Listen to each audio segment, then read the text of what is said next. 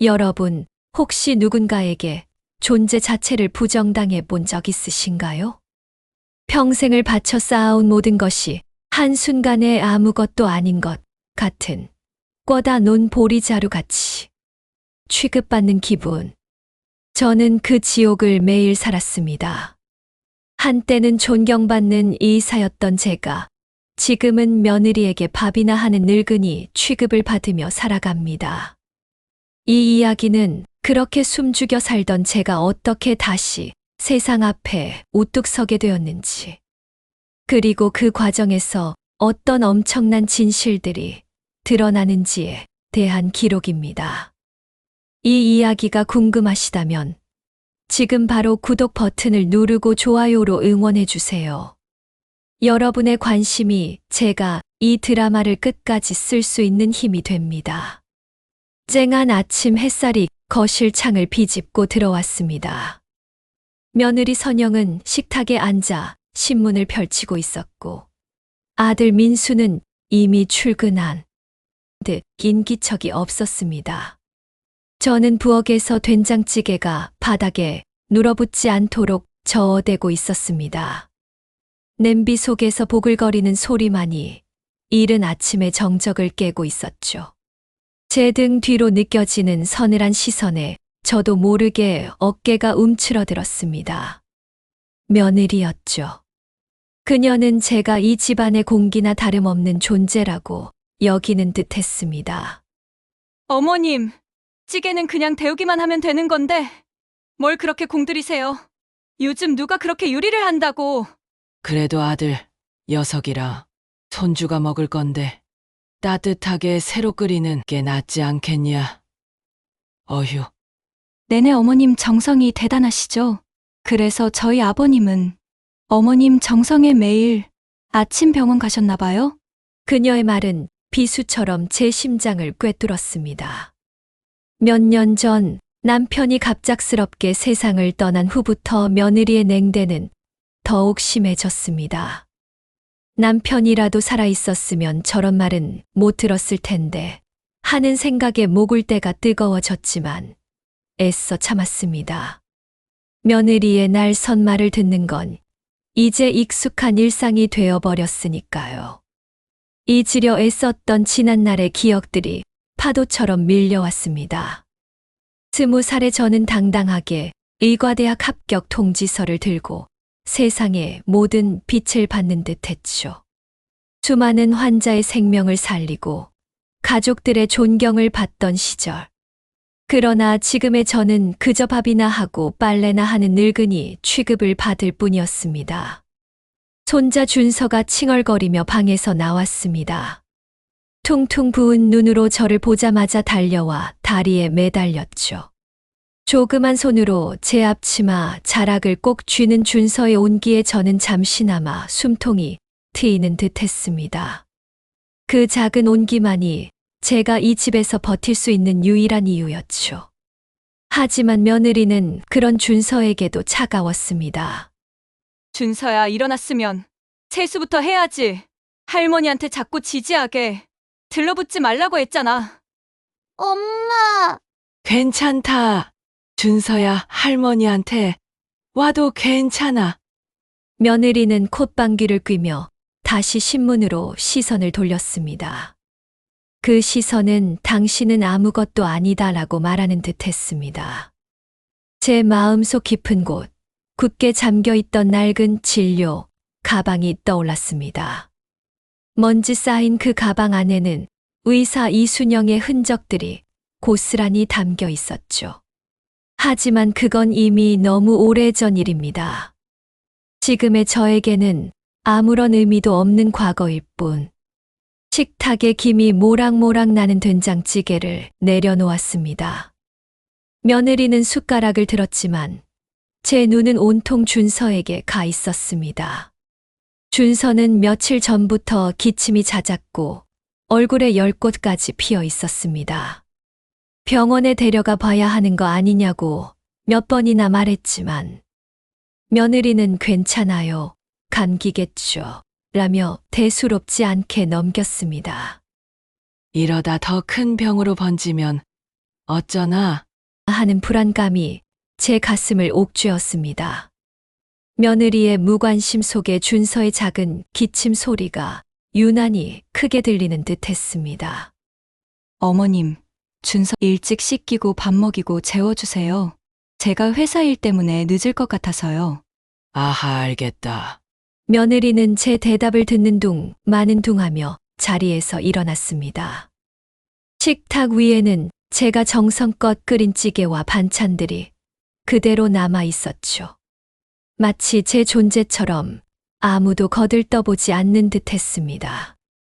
주방에 홀로 남아 그릇들을 정리하는데 문득 거울에 비친 제 모습이 보였습니다. 굽은 어깨, 희끗희끗한 머리칼, 그리고 깊게 파인 눈가의 주름. 이게 진정 나란 말인가? 젊은 시절에 당당했던 의사 이순영의 모습은 흔적조차 찾아볼 수 없었습니다. 그저 늙고 초라한 한 여인만이 서 있을 뿐. 잊고 싶었던 과거와 무시당하는 현재.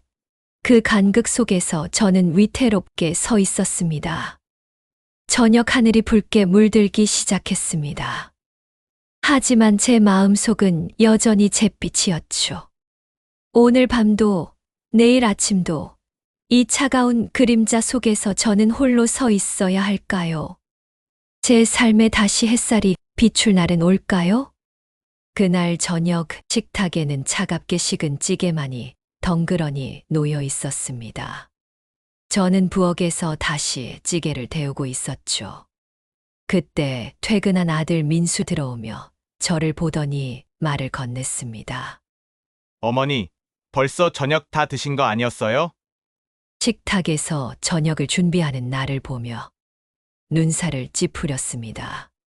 며느리는 제 옆을 스쳐 지나가며 짜증 섞인 한숨을 내쉬었죠. 냄비에서 올라오는 희미한 김이 제 지친 마음처럼 맥없이 흩어졌습니다. 여보, 어머님은 당신 퇴근 시간 맞춰서 다시 저녁 준비하시는 중이잖아요. 덕분에 저는 오늘 야근하고 와서 피곤해 죽을 판인데 찬밥도 못 먹고 기다렸네요. 며느리의 말은 날카로운 칼날이 되어 제 심장을 긁어댔습니다. 마치 제가 일부러 며느리를 기다리게 한 것처럼 몰아가는 그녀의 비아냥거림에 저는 아무 말도 할 수 없었습니다. 그저 묵묵히 찌개 그릇을 내밀었을 뿐이었죠. 아들 민수는 어색하게 숟가락을 들었고 며느리는 제 존재를 없는 듯이 대하며 식사를 시작했습니다. 그때였습니다. 거실 소파에 앉아있던 준서가 갑자기 거친 기침을 토해내며 몸을 심하게 떨기 시작했습니다. 얼굴은 이미 열꽃으로 붉게 달아올라 있었고 숨소리조차 불안정하게 들렸죠. 저는 반사적으로 숟가락을 내려놓고 준서에게 달려갔습니다. 아이의 이마를 짚으니 뜨거운 열기가 제 손바닥을 태울 듯했습니다. 준서야, 괜찮니? 얘야, 열이 너무 심하다.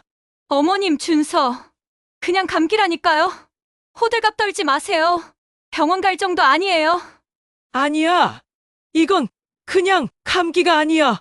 눈동자가 풀렸잖아. 빨리 병원에 가봐야 해. 제 말에도 며느리는 미동도 하지 않았습니다. 오히려 저를 한심하다는 듯 쳐다봤죠. 아이의 상태를 심각하게 보고 있는 저와는 달리 며느리의 얼굴에는 짜증만이 가득했습니다. 준서의 작은 몸이 제 품 안에서 힘없이 축 늘어졌습니다. 그 순간 제 머릿속에 섬광처럼 스치는 과거의 장면이 있었습니다. 응급실에서 사투를 벌이던 수많은 환자들의 얼굴, 그리고 그들을 살려내던 제 두 손. 어머님은 뭐 의사라도 되세요? 맨날 밥만 하고 집에만 계시는 분이 뭘 아신다고 그래요? 의사였으면 지금 이 꼴로 살겠어요? 멀쩡한 아버님 병원이나 들락거리며 없던 병도 생기게 만들고. 그녀의 마지막 말은 제 모든 것을 산산조각 냈습니다. 의사였으면 지금 이 꼴로 살겠냐, 잊고 싶었던 과거를 들춰내고 제 존재 자체를 부정하는 가장 잔인한 조롱이었습니다. 제 안에 무언가가 뚝 하고 끊어지는 소리가 들리는 듯 했습니다. 평생을 참고 살아왔던 인내가 한계에 달한 순간이었죠. 제 손끝에서 느껴지는 준서의 뜨거운 열기, 그리고 며느리의 차가운 비웃음. 두 감정이 뒤섞여 제 머릿속을 헤집었습니다. 아니, 나는 의사였어. 진짜 의사였단 말이야. 닫아 걸었던 기억의 문이 활짝 열리는 듯 했습니다. 잊고 싶었지만 잊을 수 없었던 그 시절. 수많은 생명을 살렸던 제 두 손이 지금 이 순간 제 손주를 앞에 두고 아무것도 할 수 없다는 것이 저를 미치게 만들었습니다. 며느리의 차가운 눈빛과 무시 속에 숨 죽여 살았던 지난 세월이 주마등처럼 스쳐 지나갔습니다. 더 이상은 안 되겠어. 이대로 당하고만 있을 수는 없어. 제 굽었던 허리가 조금씩 펴지는 듯 했습니다. 풀려있던 눈빛에는 전에 없던 강한 의지가 서리기 시작했습니다. 이 꼴이라니. 그래, 한때는 이 세상 누구보다도 당당했던 내가 왜 이 꼴로 살아야 하는가? 내 손주가 아픈데 왜 나는 이 무시 속에서 아무것도 하지 못하는가? 선영아, 나는 더 이상 참지 않겠다. 제 입 밖으로 나온 그 한마디는 제 스스로에게 다짐하는 말이기도 했습니다. 며느리는 제 의외의 반응에 잠시 당황하는 듯 보였습니다. 그러나 곧 냉정을 되찾았죠. 하지만 저는 더 이상 그녀의 시선 따위는 신경 쓰지 않았습니다. 오직 제 품에 안긴 준서의 뜨거운 몸과 제 안에서 다시 타오르는 꺼지지 않는 불꽃만이 느껴졌습니다. 낡은 진료 가방이 놓여있는 다락방 문이 제 마음속에서 서서히 열리고 있었습니다. 잊고 싶었던 과거가 아니라 되찾아야 할 나의 존재가 그 안에 잠들어 있다는 것을 깨달았습니다. 더 이상 이대로 무너지지 않을 겁니다. 절대로. 준서의 불안정한 숨소리가 제 결심을 더욱 단단하게 만들었습니다. 저 아이를 살려야 해. 그리고 나 자신을 찾아야 해. 잃어버린 나의 존엄을 되찾아야 해. 그날 밤 저는 한숨도 잘 수 없었습니다.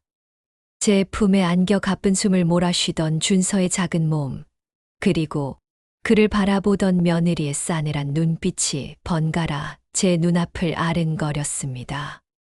거실의 작은 스탠드 불빛 아래 저는 한참을 앉아 있었습니다. 늙고 지친 몸의 피로보다 마음속 깊이 끓어오르는 분노와 무력감이 저를 짓눌렀습니다. 내 손주가 저렇게 아픈데 나는 뭘 하고 있나. 손자의 건강 문제는 저를 잠시 잊고 지내던 과거로 강렬하게 이끌었습니다.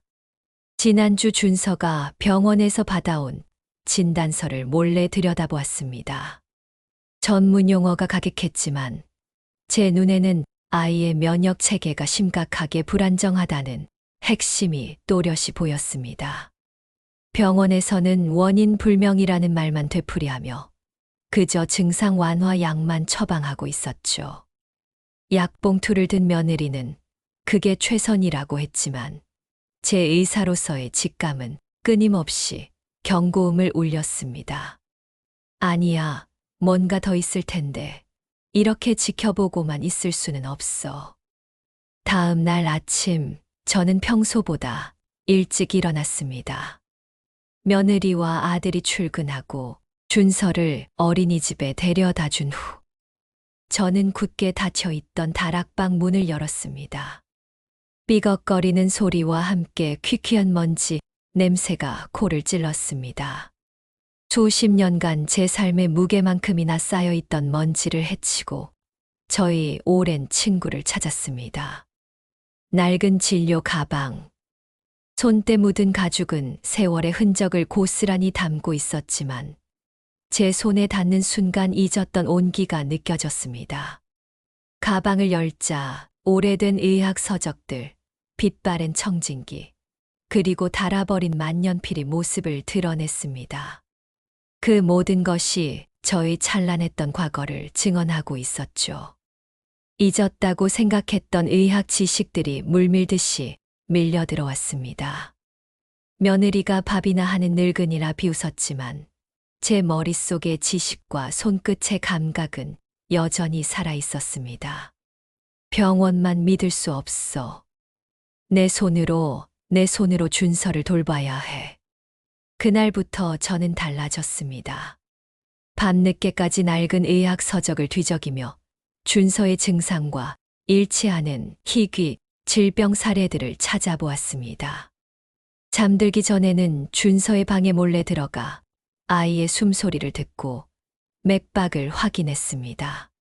작은 기침 소리 하나에도 온 신경이 곤두섰습니다. 며느리가 알면 당장 반대하고 나설 것이 분명했기에 모든 행동은 은밀하게 이루어졌습니다.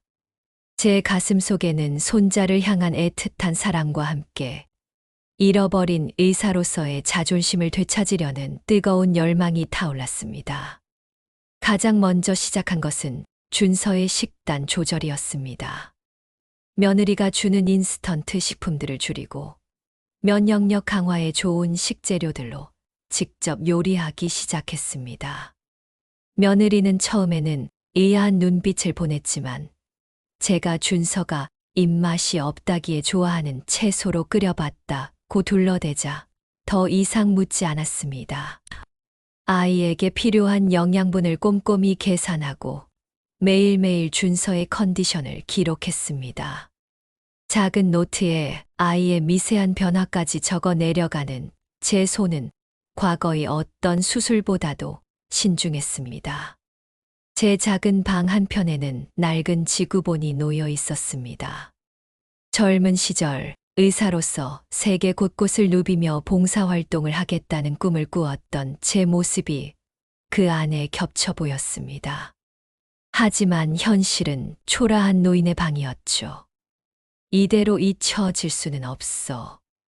내 손으로 다시 증명해야 해. 저는 매일 밤 잠든 준서의 작은 손을 잡고 기도했습니다. 아이의 따뜻한 체온이 제 마음속 꺼져가던 불꽃을 다시 지폈습니다. 저의 숨겨진 지식과 경험이 지금 이 순간 다시금 빛을 발할 수 있기를. 준서를 위한, 그리고 저 자신을 위한 조용하지만 단호한 계획이 시작되고 있었습니다. 준서를 돌보겠다는 저의 계획은 은밀하게 진행되었지만 언제까지나 숨길 수는 없었습니다. 며느리의 날카로운 시선은 이미 제 작은 변화들을 감지하고 있었죠. 식탁 위에 올라오는 새로운 음식들, 그리고 준서에게 쏟아지는 저의 과도한 관심은 그녀의 신경을 거슬리게 하기에 충분했습니다. 어느 날 아침 며느리는 제가 준서에게 먹이려던 직접 만든 영양죽을 보더니 숟가락을 탁 내려놓았습니다. 그 소리는 마치 제 심장을 겨냥한 총성처럼 들렸습니다. 어머님, 이건 또 뭐예요? 준서 아침은 제가 따로 준비해놨는데. 준서가 요즘 병원 약만 먹어서 속이 안 좋다고 하기에 면역력에 좋은 죽을 끓여봤다. 아이한테 약만 먹이는 것보다. 어머님, 의사 흉내 내시는 거예요? 괜히 어설프게 아는 척하다가 애 더 아프게 만들지 마세요. 병원 선생님들이 알아서 다 해주실 거예요. 어머님은 그냥 어머님 역할만 하시면 돼요. 그녀의 말은 제 가슴을 후벼 팠습니다. 의사 흉내, 어설프게 아는 척. 어머님 역할만 하세요. 제가 지난 밤새워 책을 뒤적이며 세웠던 모든 계획과 열정이 한순간에 무너지는 듯 했습니다. 제 존재 자체를 다시 한번 부정하는 말이었죠. 하지만 저는 더 이상 예전처럼 움츠러들지 않았습니다. 제 손을 잡고 할머니 죽 맛있어요 라고 말하는 준서의 작은 목소리가 유일하게 저를 지탱해 주었습니다. 며느리와 저의 갈등은 점점 깊어졌습니다.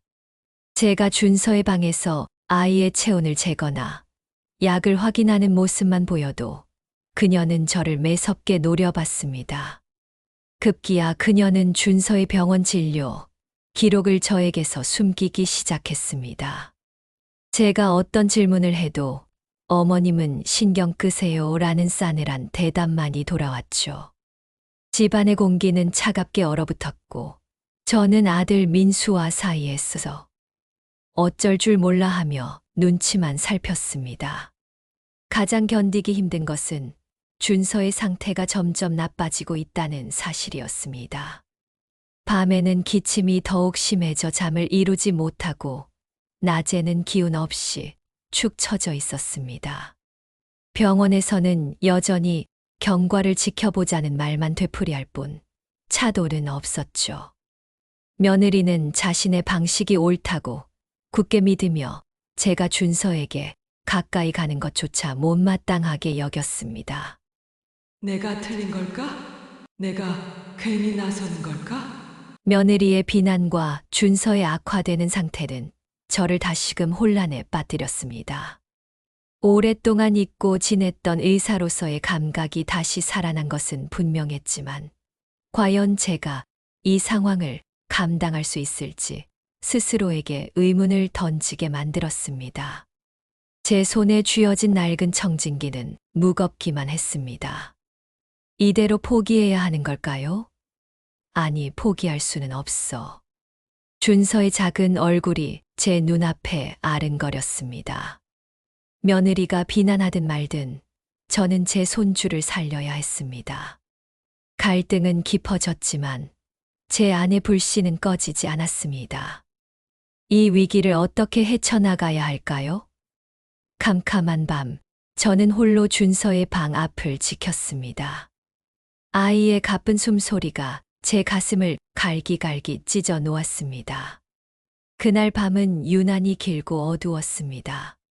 준서는 열이 끌어올라 잠꼬대처럼 헛소리를 내뱉었고 기침은 이제 숨쉬기조차 힘들 정도로 격렬해졌습니다. 며느리는 안절부절 못하며 병원에 전화를 걸었지만 야간 응급실은 대기 환자로 가득하고 의사가 부족해 소환은 안 받아준다는 대답만 돌아왔습니다.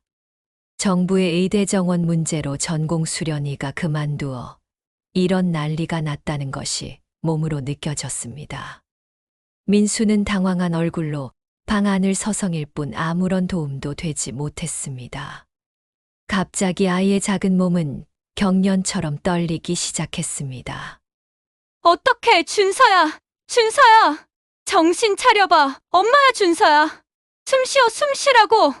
며느리의 비명에 가까운 목소리가 집안을 울렸습니다. 제 심장은 쿵 하고 바닥으로 떨어지는 듯 했습니다. 준서의 얼굴은 새파랗게 질려 있었고 가느다란 목을대는 간신히 숨을 이어가는 듯 했습니다. 이대로는 안 돼. 지켜보고 있을 수만은 없어. 제 몸은 이미 생각보다 먼저 움직였습니다. 다들 비켜! 순간 제 안에서 솟아나는 강렬한 에너지가 저를 지배했습니다. 며느리와 민수는 제 단호한 외침에 놀라 뒷걸음질 쳤습니다. 저는 준서에게 달려가 아이의 작은 몸을 살폈습니다. 싸늘하게 식어가는 손발, 약해지는 맥박, 그리고 거칠게 쉬어가는 호흡. 저는 아이의 턱을 살짝 들어 기도 확보를 시도했습니다.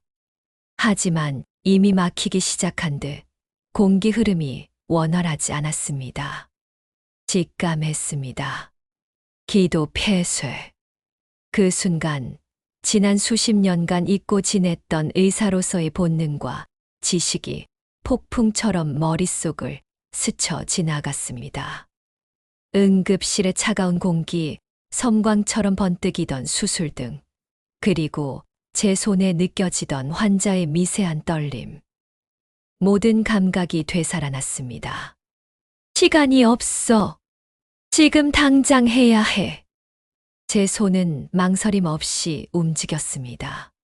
먼저 낡은 진료 가방을 허둥지둥 열었습니다. 그 안에서 작은 후두경과 카테터, 그리고 수액줄이 튀어나왔습니다. 세월의 흔적만큼 낡고 가벼웠지만 제 손에 닿는 순간 과거의 어떤 수술 도구보다도 익숙한 무게감이 느껴졌습니다. 과거 응급실에서 수많은 환자들의 기도를 확보하고 생명을 살려냈던 저의 손은 조금의 떨림도 없이 정확하게 움직였습니다. 며느리와 민수 씨는 경악한 눈으로 저를 바라봤습니다. 그들의 눈에는 저 늙은이가 미쳤나 하는 의문과 함께 알 수 없는 두려움이 서려 있었습니다. 어머님! 뭐 하시는 거예요? 애 잡을 일 있어요! 며느리의 절규가 제 귓가를 때렸지만 저는 아무것도 들리지 않았습니다. 오직 준서의 생명만이 제 눈앞에 존재했습니다. 낡은 후두경을 조심스럽게 준서의 입 안으로 밀어넣고 작은 램프를 켰습니다. 좁고 연약한 아이의 기도가 제 눈에 선명하게 들어왔습니다. 그리고 막혀있던 미세한 이물질이 보였습니다.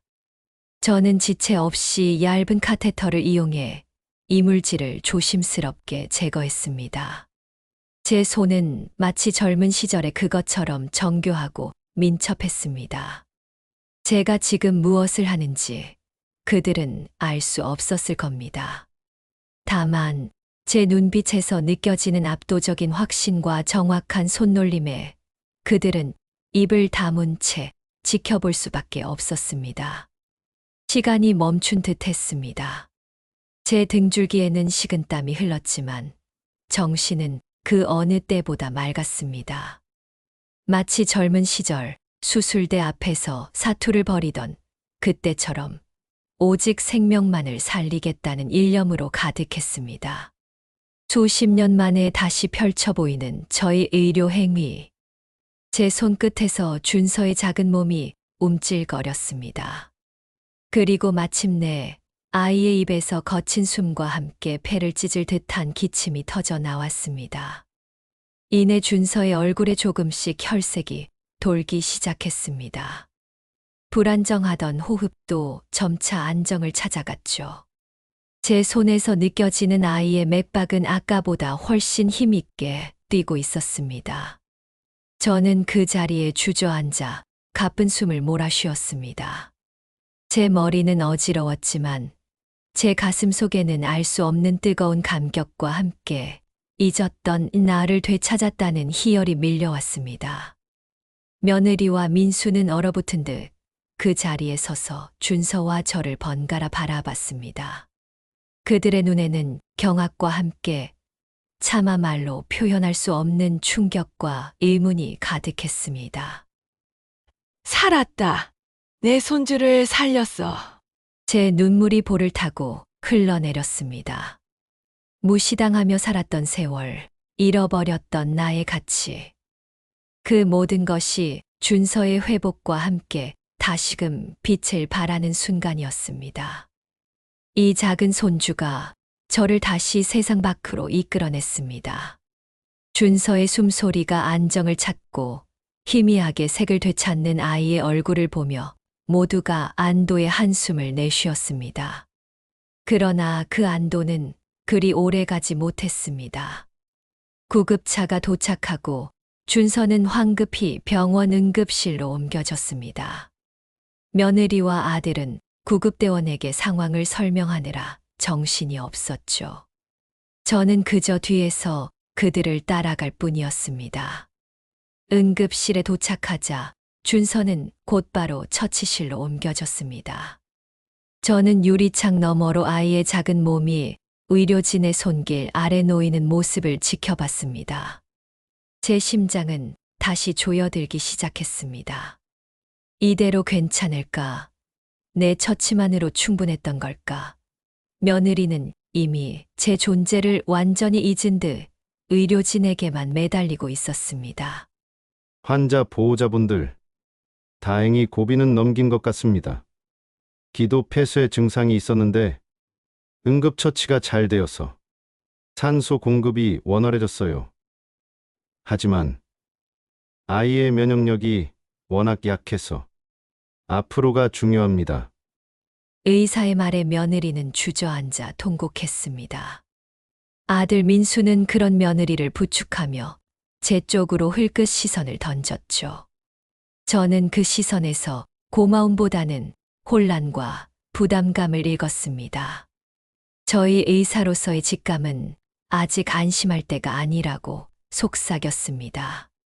준서의 면역 체계가 근본적으로 약해져 있다는 사실은 여전히 해결되지 않은 문제였습니다. 그때였습니다. 의사가 자리를 비운 사이 갑자기 준서의 병실에서 다급한 호출음이 울려 퍼졌습니다. 아이의 상태가 다시 불안정해진 것이었습니다. 심장 박동수가 급격히 떨어지고 호흡이 다시 거칠어지기 시작했죠. 저는 반사적으로 병실로 향하려 했습니다. 어머님, 이제 그만하세요. 대체 뭘 또 하시려고요? 며느리의 싸늘한 목소리가 제 앞을 막아섰습니다. 아들마저 제 앞을 가로막으며 저를 말렸습니다. 엄마, 여기 병원입니다. 이제 전문의들한테 맡겨야죠. 엄마가 할 수 있는 건 여기까지예요. 그들의 눈빛은 차가웠습니다.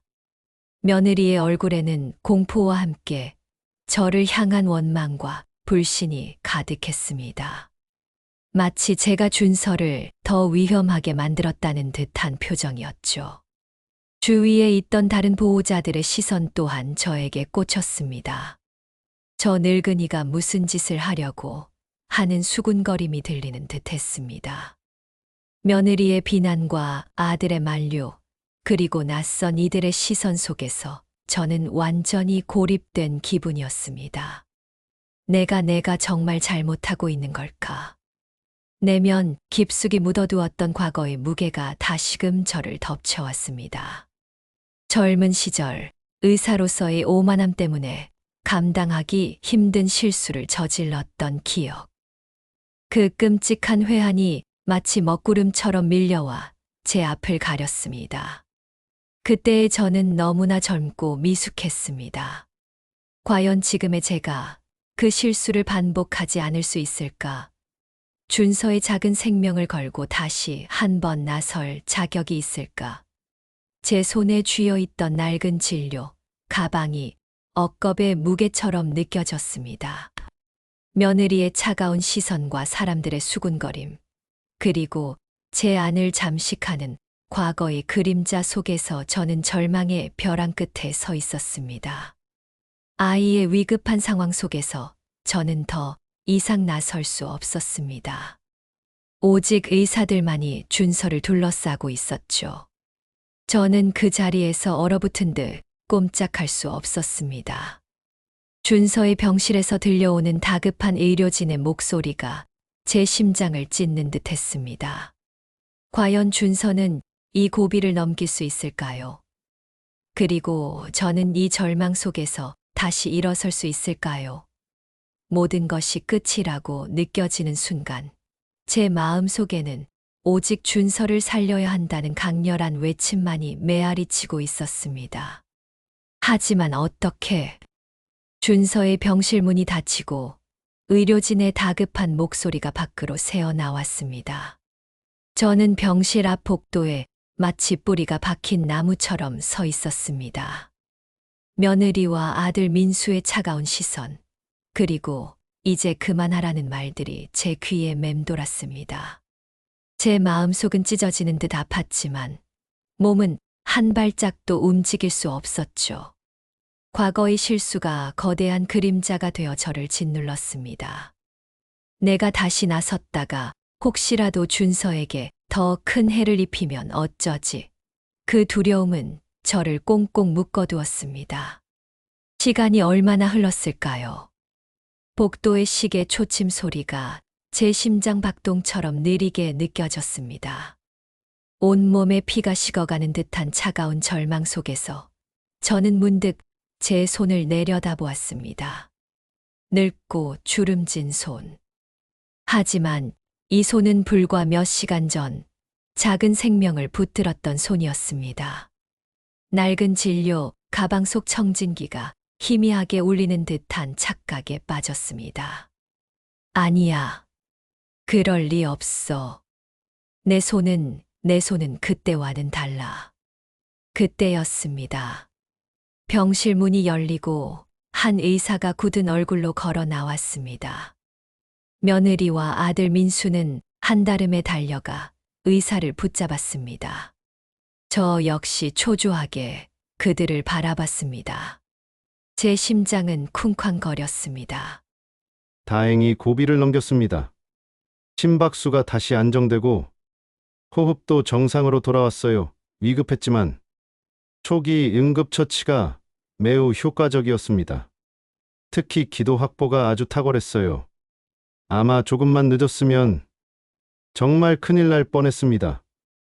의사의 말에 며느리는 안도의 한숨을 내쉬었지만 곧 의아한 표정으로 저를 바라봤습니다.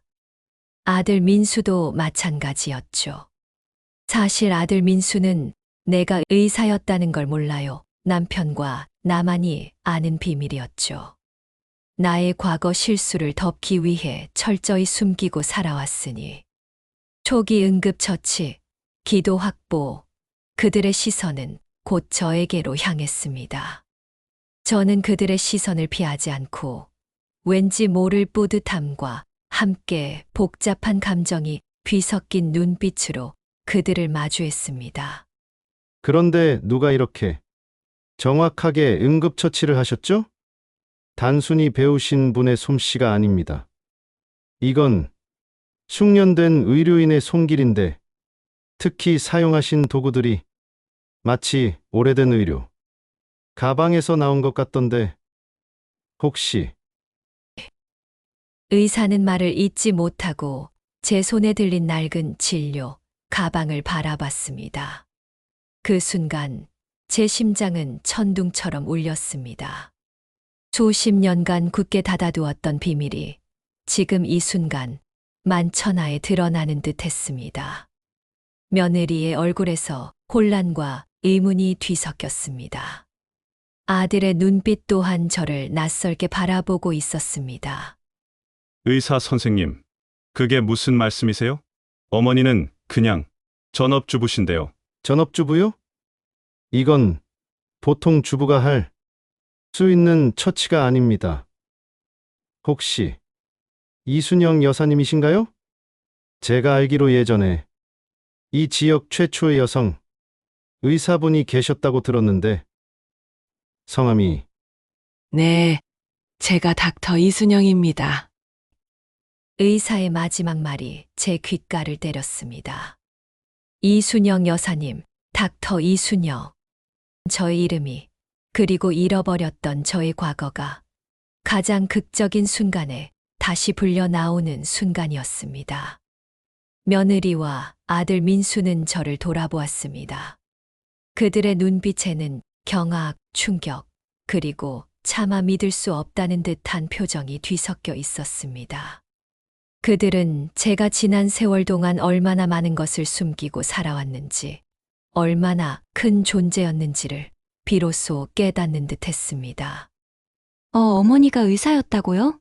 지역 최초의? 말도 안 돼. 며느리의 입에서 터져 나온 믿기 힘든 탄식. 그 말 한마디가 저를 짓눌렀던 모든 오해와 무시를 걷어내는 듯 했습니다. 제 눈앞에는 지난 세월의 고통과 회한이 파노라마처럼 스쳐 지나갔습니다. 저는 그들의 시선을 피하지 않았습니다. 굽었던 어깨는 자연스럽게 펴졌고 주름진 얼굴에는 알 수 없는 빛이 감돌았습니다. 그래, 나는 이순영. 한때는 환자들의 생명을 살리던 의사 이순영이었다. 제 심장은 벅차올랐습니다. 무시당했던 세월의 응어리가 녹아내리는 듯한 뜨거운 감격이 몰려왔습니다. 준서의 병실 문 너머로 희미하게 들려오는 아이의 안정된 숨소리. 그것은 제 존재의 이유이자 저의 모든 것이었습니다. 이 모든 고난과 절망을 이겨내고 저는 드디어 저의 진짜 모습을 되찾았습니다. 며느리와 민수 씨는 여전히 저를 멍하니 바라보고 있었습니다. 그들의 시선 속에는 이제 더 이상 무시나 비난이 아닌 경외감과 죄책감이 뒤섞여 있었습니다. 드디어 모든 진실이 밝혀지는 절정의 순간이었습니다. 병실 복도에 정적이 흘렀습니다. 의사의 말이 끝나자 며느리는 파리하게 질린 얼굴로 저를 바라봤습니다. 그 눈빛에는 놀라움, 후회, 그리고 설명할 수 없는 죄책감이 뒤섞여 있었습니다. 아들 민수 또한 저를 믿을 수 없다는 듯 바라보다가 이내 고개를 숙였습니다. 제 심장은 격렬하게 뛰고 있었지만 놀랍게도 평온했습니다. 지난 세월 동안 억눌렸던 모든 감정들이 마치 폭포수처럼 쏟아져 내린 후의 고요함이랄까요. 어머님, 제가 정말 죄송합니다. 며느리의 목소리가 떨렸습니다. 엄마 어떻게 된 일이에요? 엄마 진짜 의사였어요? 왜 숨긴 거예요? 지금까지?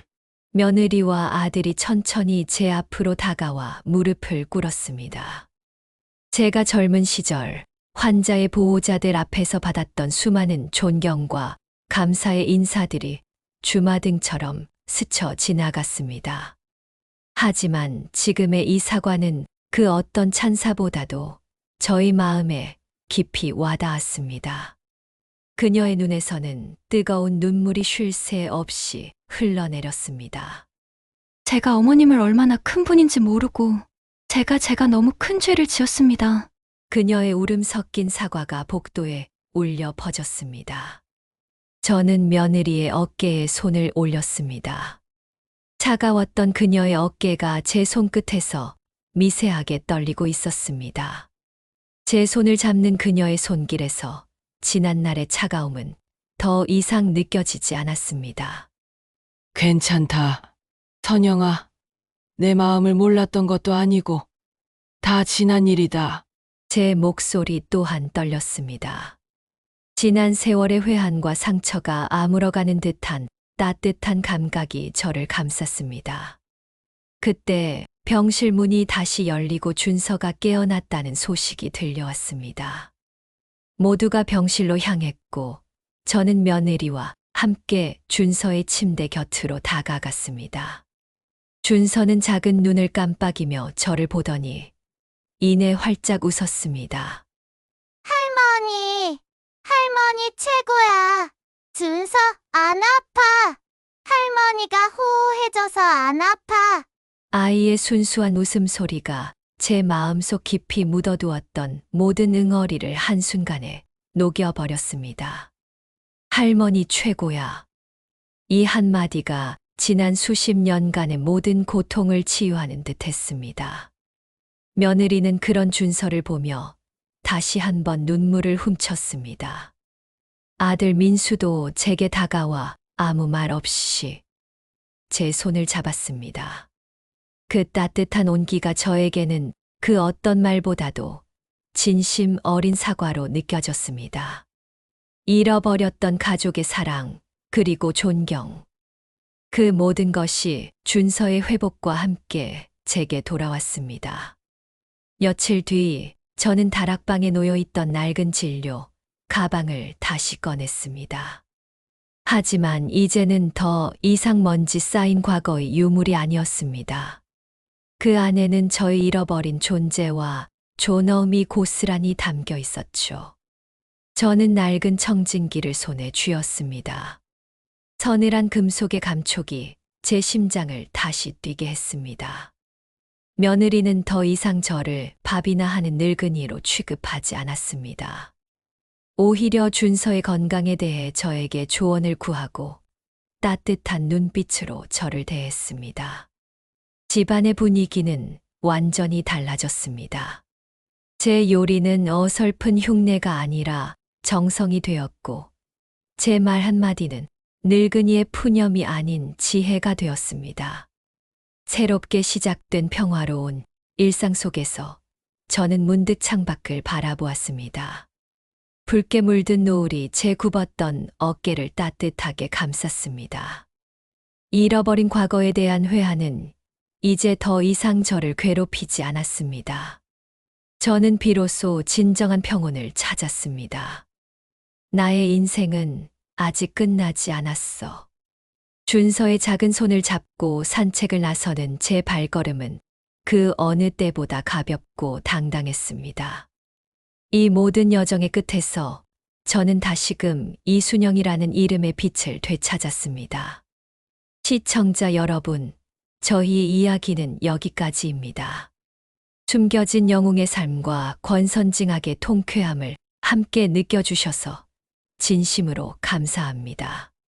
저의 이야기가 여러분의 마음속에 작은 울림으로 남기를 바랍니다. 다음에도 더 좋은 이야기, 더 깊은 감동으로 다시 돌아오겠습니다. 그때까지 저희 채널 잊지 마시고 구독과 좋아요로 많은 응원 부탁드립니다. 다시 만나는 그날까지 항상 건강하시고 행복하세요.